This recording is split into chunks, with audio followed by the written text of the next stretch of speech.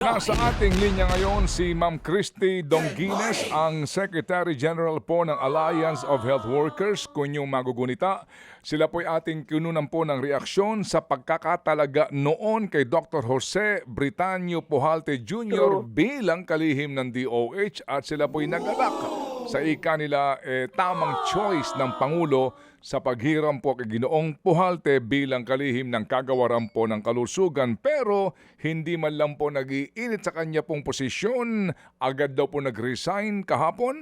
Yan po ang announcement ng Malacanang dahil daw po sa isyong pangkalusugan.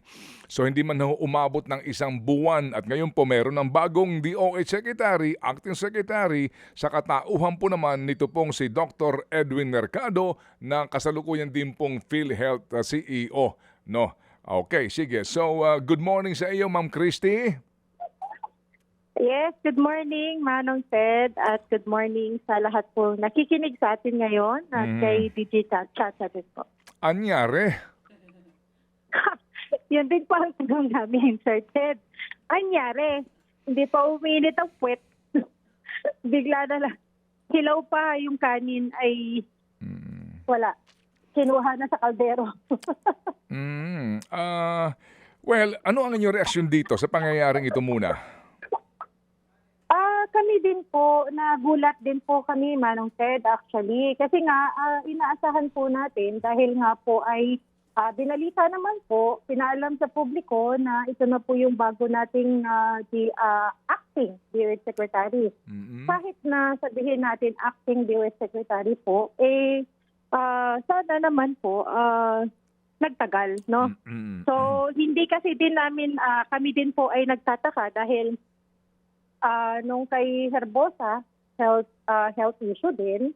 So, sa kanya health issue, which is hindi natin kino-question. Kasi, syempre, siguro sa katandaan na rin ng mga ng ating katawan, talagang nangyayaring ganun. Pero hindi natin alam kung anong behind the back, kung ano talaga yung nangyari.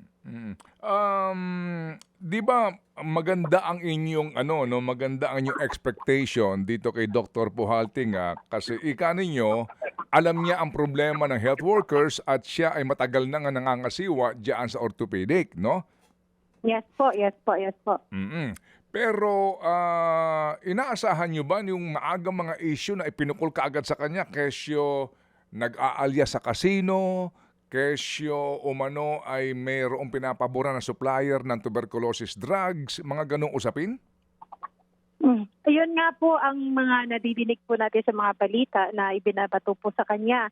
Alam naman po natin kasi hindi yan lingid sa atin, parang nakikita natin yung mga sequence na gano'n na kung pro-people ka, nangyayari ay nagkakaroon po ng mga issues na ganyan. So, ang amin lang, bakit hindi kayang panindigan muna na bigyan ng chance yung tao na ipakita kung ano talaga yung kaya niyang gawin. Kahit sabihin po natin, alam po namin, 63 years old na si Dr. Pujalte po. Pero kaya nga, kung ika nga maging Secretary of Health siya ng 2 years, mahaba-haba din po yung panunungkulan kahit paano. Pero nangyari nga po, naging ganyan, nagkagulatan din po. Kasi kahit kami po, di po ba kahapon ng hapon lang po yan, in-announce ulit ng Malacanang na may bagong department secretary na po. Alright, well, sabi nga, kung yan talaga ang desisyon niya, dapat nating igalang, lalo na kapag kinakatwiran, kalusugan, no? Regardless Yes kung... po, opo. Oo. Ganito, ano naman ang take ninyo dito sa appointment ni Dr. Edwin Mercado? Kasalukuyan siya ang PhilHealth, pero yung taga-PhilHealth daw naman, ang bagong uupo ay itong si Beverly, no? Si Doktora Beverly Lorraine Ho naman. Sige, dito na tayo muna kay Dr. Edwin Mercado. Anong take nyo rito? Apo, sa amin naman po, wala naman po kaming magagawa at kung sino po yung i-appoint at napili po ng presidente, talagang ganun ang panapanahon lang, ika nga. Pero sa amin, talaga lang bang ang tinatanong po namin, talaga po bang ang mga experiences ni Dr. Mercado ay kayang mag-translate sa matibay at matatag na public health system? Na ilalagay po ba niya unang-una ang mga pangangailangan ng pasyente at health workers?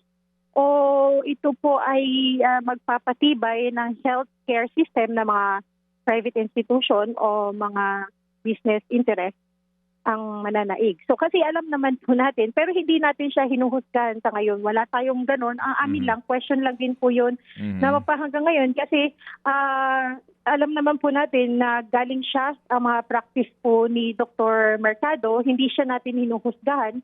Ang mga practices po kasi niya nasa private lahat.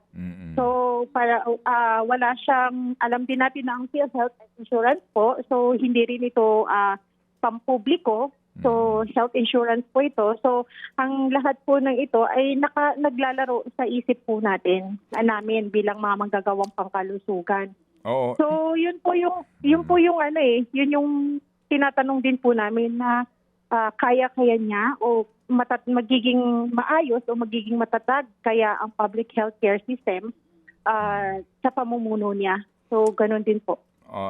Ito bang si Dr. Pujalte na kaugnayan na ng Alliance of Health Workers man lamang? Kasi di ba ang inyong hinihingi nung una, dialogue kaagad, di ba? Para malaman natin ang programa nung uupo at saka kung ano ang inyong kahilingan. Nagkaroon ba kayo ng dialogue, Chance?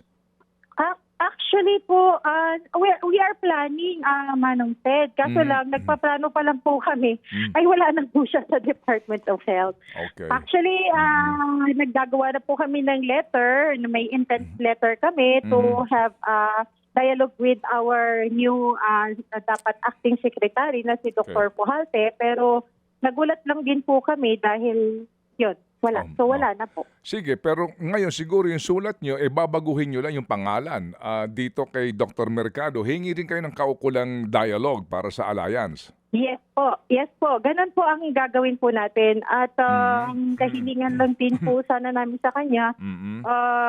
Manatili po siyang maging transparent din po. Kagaya din po sa kahilingan natin sa dating pinalitan niya si Dr. Pujalte po. Na sana maging open naman siya sa i-involve niya ang mga mamamayan at mga healthcare workers sa lahat ng bagay na ang issue ay health po. Okay, so yun ang inyong panawagan kay Dr. Edwin Mercado. Dito naman kay Dr. Beverly Lorraine Ho. Ano ang inyo pong kaisipan dito sa appointment niya bilang CEO ng PhilHealth? Sa amin naman din po, ganun nga po ang sinasabi namin, kapareho lang din po na kay Dr. Mercado dahil yun po ang gusto at ang mangyari at napili ng ating presidente. Wala rin naman po kami magagawa kung sino po yung uupo nila. Ang tanging kahilingan din po namin, the same lang din po kay Dr. Mercado, maging transparent siya kasi nung panahon nung 2025, hindi po ako magkamali, nag-letter po kami kay Dr. Mercado po para magkaroon po ng dialogo with regarding po sa PhilHealth, lalo PhilHealth Share, PhilHealth na lahat po ng mga nakapasok po dito na mga guidelines, mga patakaran sa PhilHealth na gusto po nating sana talakayin kay Dr. Edwin Mercado. Pero hindi po kami nabigyan ng pansin. Sigurado ba kayo na yung sulat nakarating sa kanya? Ayun din po. Sa ngayon po, inaalam ko rin po sa national kasi pinapa-retrieve ko po ngayon yung letter po na yun. Kung sino po yung nag-receive, kung saan po nakarating ang letter. Yun po, yun, isa din po yun. So mahirap din po maghusga kasi hindi rin po natin alam. Ika nga, maraming dadaanan ng letter bago makarating din po kay Dr. Mercado. Pero yun nga po ang ano din natin kasi taon na rin po ang binilang So parang nabaliwala po yung letter. Sige, so dito naman kay Dr. Beverly Lorraine Ho, ano ang inyong inaasahan sa kanya? Again, baka nakikinig lang sila sa ating programa, pati dito kay Dr. Edwin Mercado. Unahin ko lang si Dr. Beverly Lorraine Ho. So inaasahan din po natin, yan nga po ang sabi ko kanina po, inaasahan po natin na maging open po sila. I-involve po nila ang ang Alliance of Health Workers o yung mga manggagawang pangkalusugan. At kailangan po siguro bago magpatupad ng mga batas o alituntunin kung ano mga patakaran, siguro po kailangan i-konsulta sa mga stakeholders in public para po hindi po mangarag yung mga tao. Lalo na po kami, hinihingi po namin kay Dr. Ako na ang suporta din po bilang siya ay isa ding health worker, so suporta sa mga manggagawang pangkalusugan at gawing center po yung uunahin yung kapakanan ng mamamayan at ng mga manggagawang pangkalusugan po. Lalo higit sa sa mga alam natin, marami din po mga benepisyo na kakapaloob po sa PhilHealth po.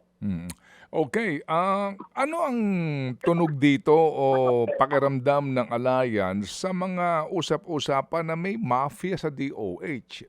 Alam mo yun, mafia doon sa bidding ng mga gamot, doon sa bidding ng mga health centers, and then kapag hindi ka sumunod doon sa mafia, ipaproject ka, sisiraan ka. Meron ba kayong ganung mga narinig?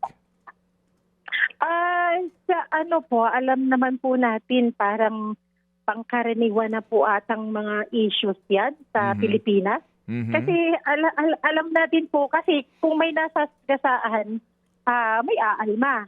Lalo na po kung ang mga nasasagasaan hindi nila kayang bitawan at hindi nila kayang tangkapin na nasagasaan po sila. Siguro dahil alam naman natin nagkaroon po ng balasahan nung naupo si Dr. Pujalte. So hindi natin, wala tayong proof na pinanghahawakan. Pero sa pantahan lang po namin na Alliance of Health Workers kasi na-experience na po natin yan eh. Siguro, experience na yan natin kahit hindi man sa Department of Health, kahit sa ang departamento. Basta nagkaroon po ng sagasa, basta nagkaroon ng parang ang pakiramdam ay na personal, ganun ang nangyayari po. So, naghahalukat ng mga baho, ng mga noon-noon pa o mga baho na nangyari noong panahon ng mga kasalukuyan na kaupo at ganun po talaga, gagawa ng issue hanggat maaari. So kung ikaw naman, alam mong ayaw mo na, o ako siguro, kung akong sa posisyon, ayaw ko na ng gulo, ayaw ko na ng ano pa, bakit kailangan ko pang stressin ng sarili ko? Better than that. Bibitaw ako. Oo. Pangilan na itong si Dr. Mercado? Si Dr. Jerry, no? Naalala ko yung nag-OIC. Siya ba yung pinalitan ni Dr. Herbosa? Pangilan na ito? Oo. Pero hindi pa actually siya naging, alam ko, ano lang din po siya. OIC. Parang OIC. Si Dr. Berhere po. Tapos si Dr. Herbosa na? Alam ko po, Dr. Herbosa na po. Oo, tapos si Dr. Herbosa nangatwiran din for health reasons. Tapos ngayon si Dr. Pujalte for health reasons. Kaya ang kasabihan ngayon, warning, becoming a DOH secretary is dangerous to your health. Tama ka dyan, may katwiran ka talaga.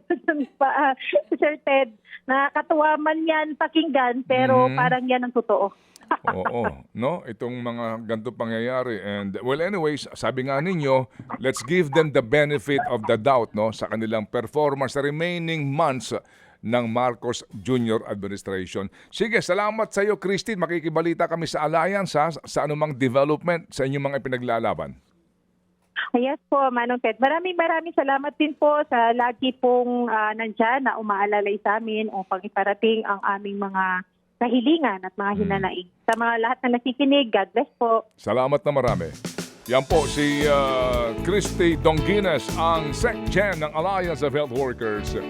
Mga kapatid, patuloy po kayong tumutok sa 105.9 True FM para sa totoong balita, impormasyon, music, and entertainment. Mag-subscribe sa aming YouTube channel at podcast at sundan nyo kami sa Facebook, Instagram, X at TikTok sa True Network PH. Bisitahin din po ang aming official website, truefm.ph. At panoorin din kami sa True TV Signal, Channel 19. Kami po ang 105.9 True FM. Laging true sa'yo, kapatid.